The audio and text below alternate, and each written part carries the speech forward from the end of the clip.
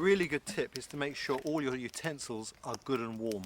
If they're cold, they'll interfere with the rising of the yeast and the bread won't be so good.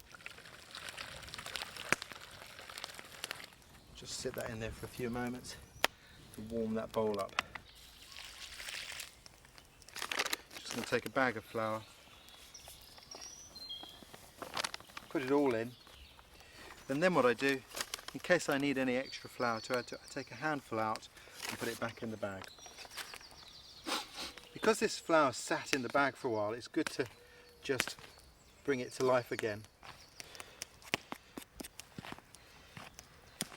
And to this I'm now going to add, here what I've got here is I've got two spoonfuls of sugar, 2 spoonfuls of milk powder and 1 of salt.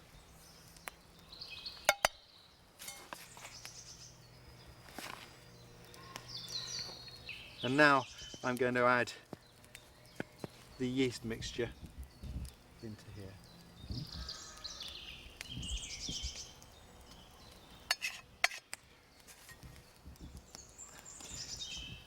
And just mix that in.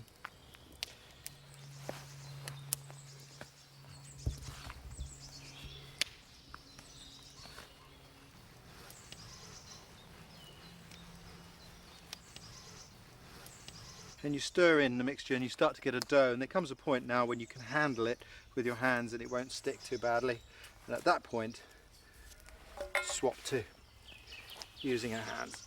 But it's good to see that you can do this in a bowl, or you could even do it in the camp oven if you have to.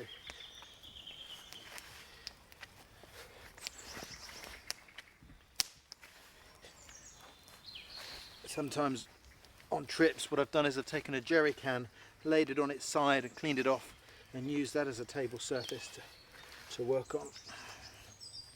It's not the easiest thing to knead bread in a bowl, but it does work very well. And as you can see, the dough starting to take on a bit of life now. It'd be nice to get a bit more force into it. The bread's really important. There's nothing better than the smell of baking bread, particularly when you're outdoors. If you're out for any prolonged length of time, this becomes a daily ritual, and very satisfying it is too. It's lovely. If you're on a trip with some mates, what can be really nice is if each day when you go out for your whatever it is you're doing, maybe a bit of fishing, a bit of hunting or botanising or watching wildlife, if you each take it in turns to be back at camp one day and cook for the others, that's a really satisfying way to be outdoors. That's what we're after.